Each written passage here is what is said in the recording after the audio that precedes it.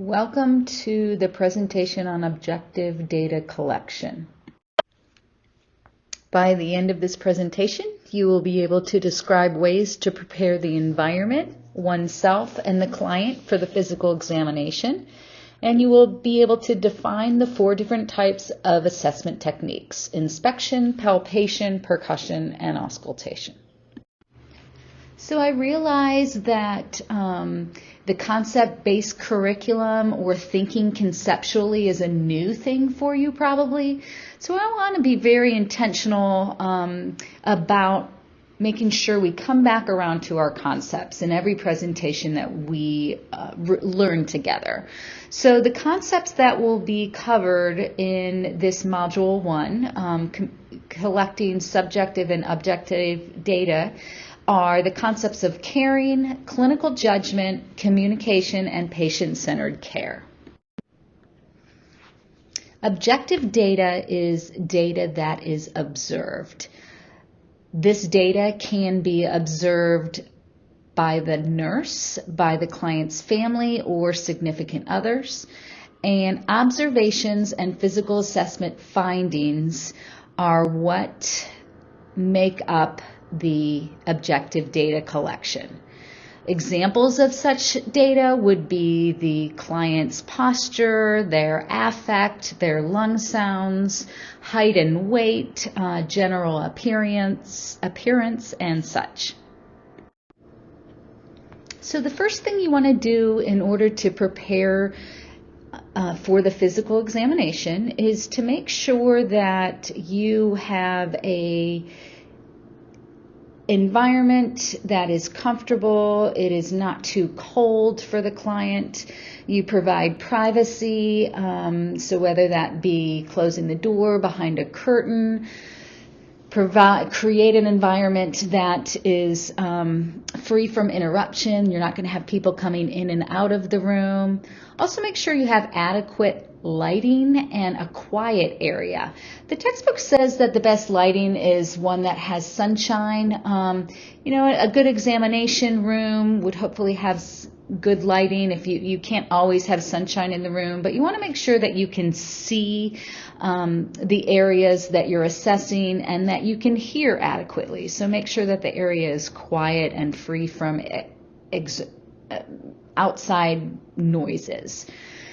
You want to make sure that you have a firm examination table or a bed in which your client can sit or lie, and you have a bedside table or tray that can hold the equipment needed for your physical examination.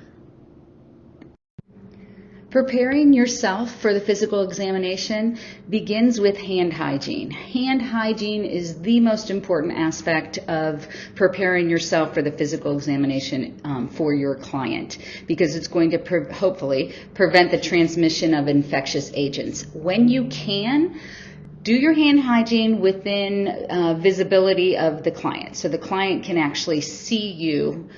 Do it in front of the patient so they can see you wash your hands, especially with things that are going on now in the world today. We want to make sure that hand hygiene is a priority.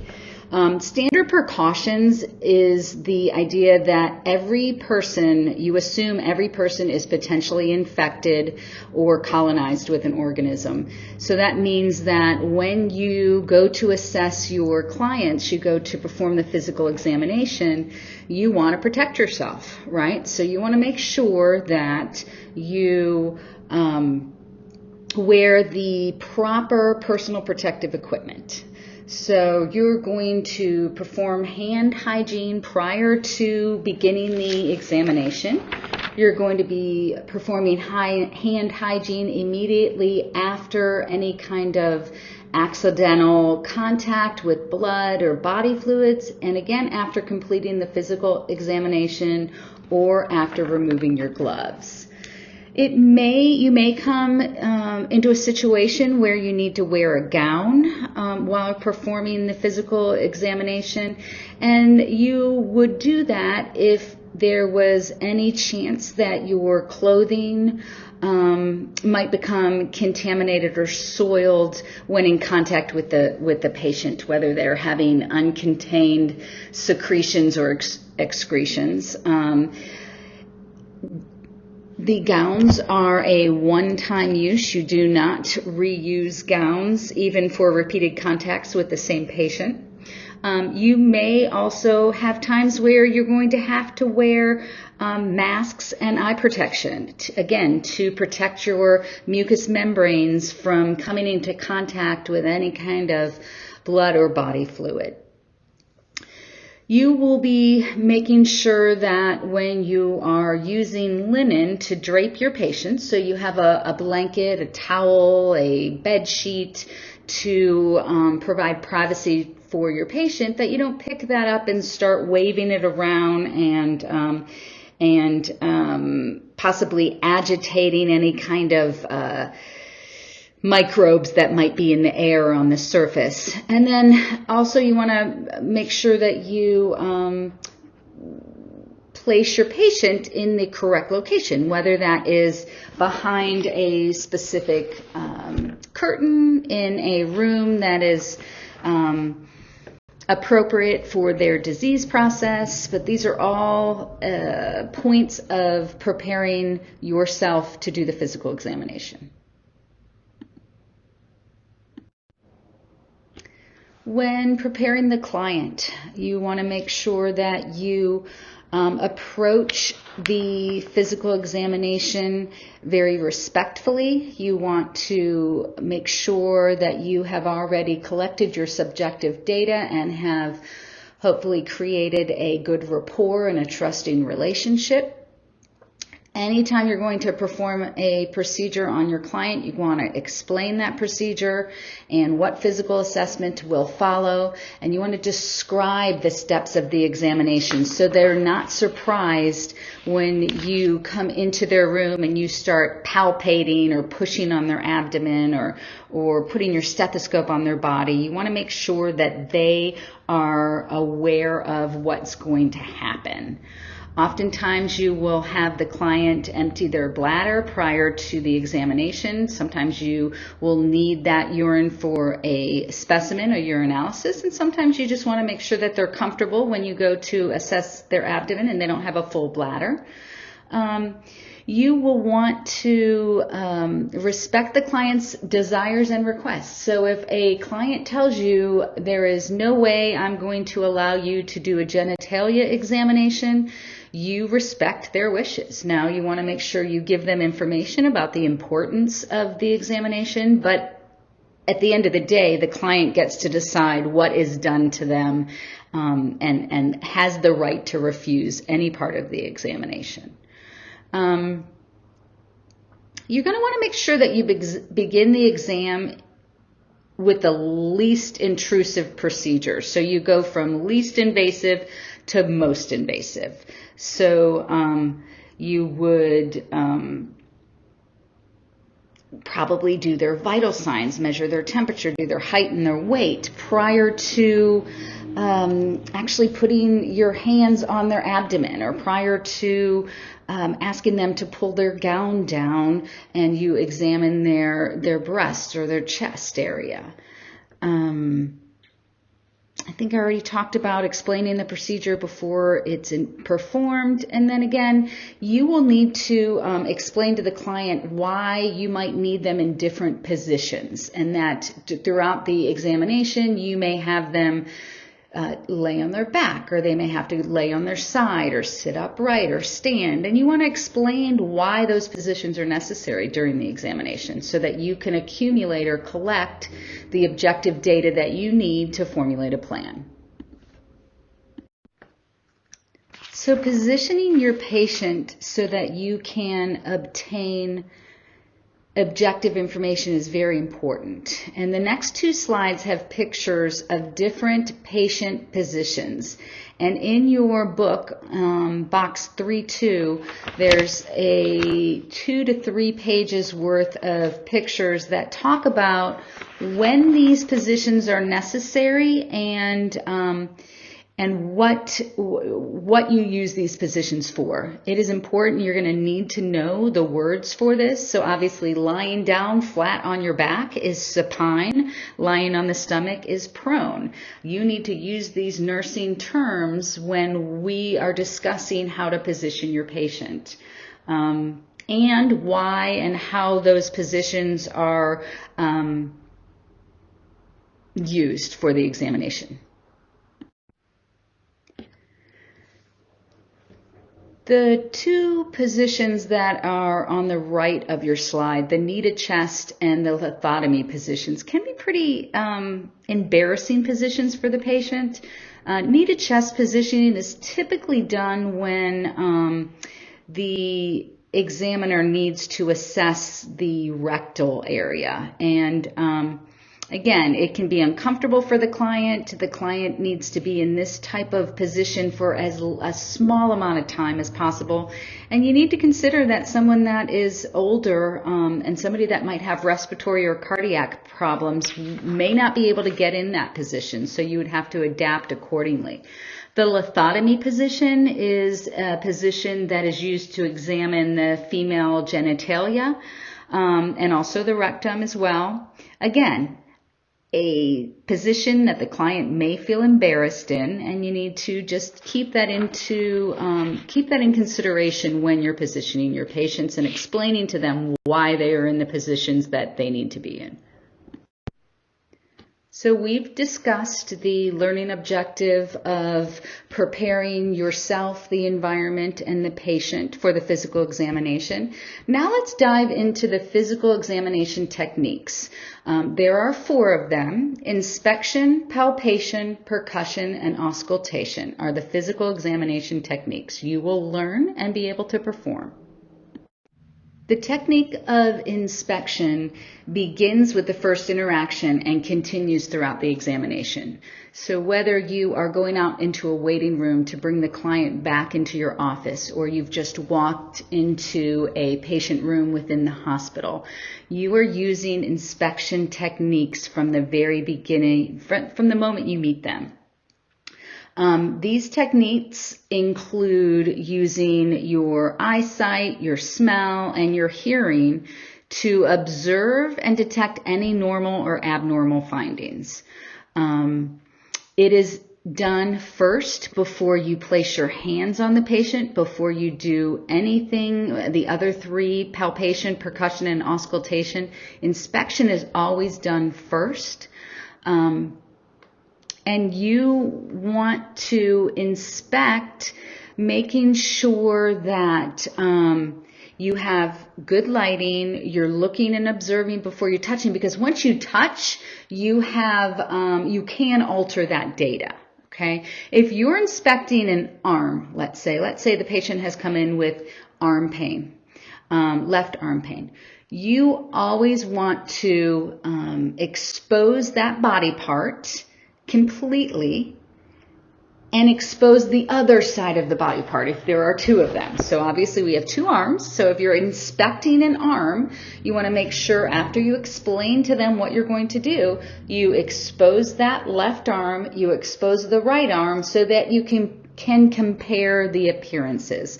And then you note what you find. You note the characteristics of what you're seeing, what you're inspecting. So the next technique I want to discuss is palpation, and there are 3 types of palpation: light palpation, deep palpation, and bimanual palpation.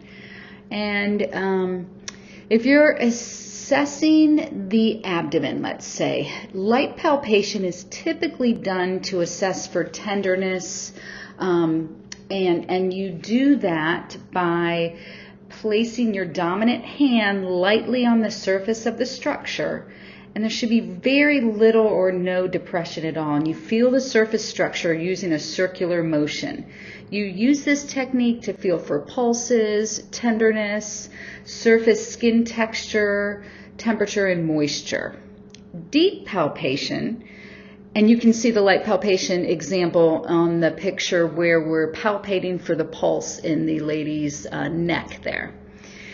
Deep palpation is when you are trying to feel for structures or organ. You're feeling deeper to try to feel the organs or structures that are covered by the thick muscle. So you have to push far deeper in. So with deep palpation, you place your dominant hand on the skin surface and your non-dominant hand on top of your dominant hand, and you apply pressure. And the pressure you should depress anywhere from 1 and 2 inches, and allows you to feel, like I said, that the deep organs or structures that are below the muscle. Keeping with that same abdominal assessment, if you've done the light palpation with to check for tenderness, that deep palpation, you would be using that technique to see if you can feel the organs in the abdomen. The last palpation technique is bimanual palpation. And bimanual palpation is used with 2 hands. You place one hand on each side of whatever it is you're palpating. So a very good example of this, you see a picture here is a bimanual palpation of the breast. So you use you place one hand on top of the breast, you apply pressure, and the other hand on the bottom so that you can assess the size, the shape, and the consistency of whatever it is that you are, and the mobility of the breast in this example. So we talked about the different types of palpation, the light, the deep, and bimanual. You also need to know that palpation consists of using different parts of your hand to touch and feel for certain characteristics. So you are using different types of your hand to see the size, the shape, the texture, the temperature, the mobility, consistency, strength of pulses, and degree of tenderness. And listed here, I've in parentheses, I've listed what it is you might find comparatively. The different parts of your hand will determine what it is you're feeling for. So the fingertips or the pads of the fingers are better to use when you're trying to find pulses. When you're trying to feel temperature, you use the back side of your hand. And when you're trying to feel for vibrations or thrills, you're going to use that ulnar or the palm of your hand. And you'll become more accustomed to what type of hand positioning you need to use to determine what it is you're trying to assess. The next assessment technique is percussion. And percussion involves the tapping of a body part to produce sound waves or to elicit tenderness or pain. So the purposes of percussion include eliciting pain, determining the location, size, and shape, determining the density of a particular organ or body part, detecting abnormal masses, or eliciting reflexes. There are 3 different types of percussion. The first is direct percussion. If you look at that first picture where the nurse is percussing the forehead of the client, she is using direct percussion. It involves directly tapping the body part with 1 or 2 fingers to elicit possible tenderness. And you do it very lightly.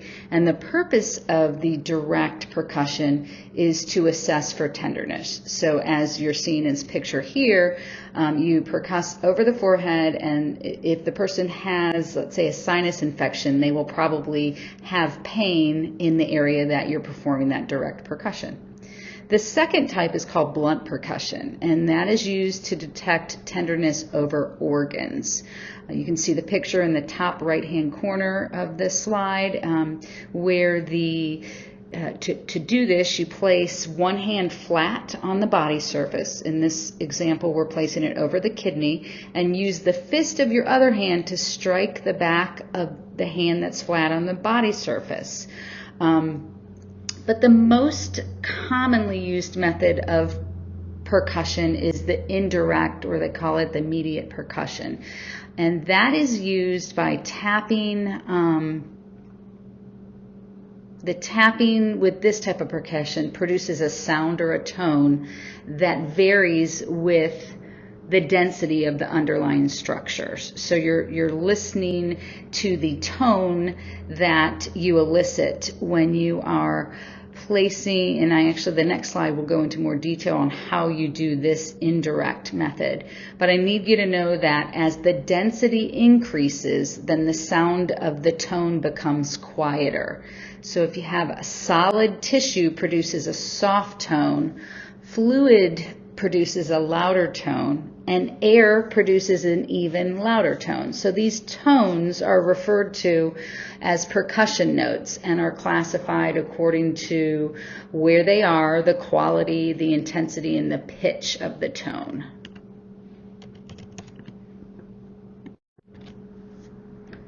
This is how you perform the indirect percussion. The middle finger of your non-dominant hand is on the body part.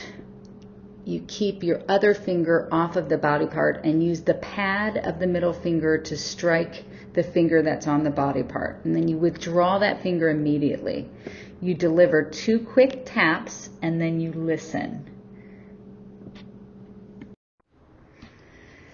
And after you perform the percussion technique that we just described, you listen for the sound that is elicited. And that sound is going to tell you something about the underlying structures or organs. So if you hear resonance, that sound is a hollow type sound, and you can normally hear this, or a good example of it is a normal lung tissue. Hyperresonance is more of a booming sound, and you can hear that.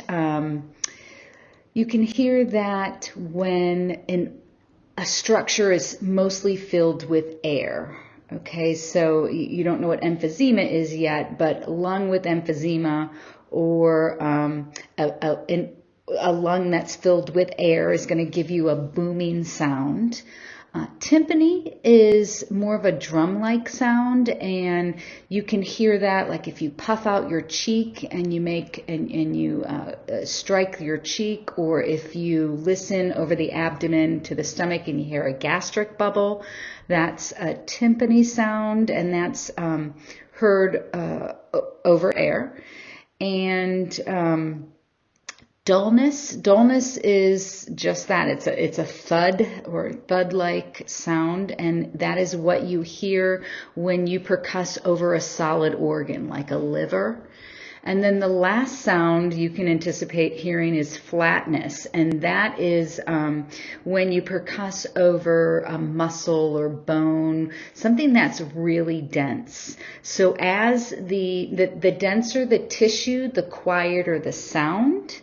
And the solid tissue produces that soft sound or that flatness, and the fluid produces more of a louder tone, and then air produces an even louder tone. So kind of think of it like that. So the last physical assessment technique that we're going to talk about is auscultation. And auscultation is the process of listening to sounds that the body produces so that you can identify unexpected findings. And you need to use an equipment called the stethoscope to listen to sounds like your lung sounds or heart sounds or bowel sounds that you cannot hear simply by the human ear. So several steps that you need to follow when auscultating for sounds. You need to make sure that you eliminate any distracting noise. So whether that's TV, radio, whether that's other people in the room, or even your client talking, so that you can hear what it is you're listening to. You always want to expose the body part that is being auscultated. You never want to use the stethoscope on top of the gown or the clothing, because it can give you, it can create sounds that are not the body sounds. It can, a lot of times if you have it over top of the clothing and you're hearing some fragments of the clothing moving. So you want to make sure that you put the stethoscope directly onto the skin that you're listening. There's two different parts of the stethoscope that will elicit different sounds. The diaphragm of the stethoscope is what you use to hear high-pitched sounds, and the bell is what you use to hear low-pitched sounds. The earpieces of the stethoscope need to go into your outer ear canal, and you need to angle the tips of the stethoscope down towards your nose. So to wrap up this presentation, take a look at our objectives and make sure that you are able to meet them. As always, if you have any questions, please reach out to me, and take good care.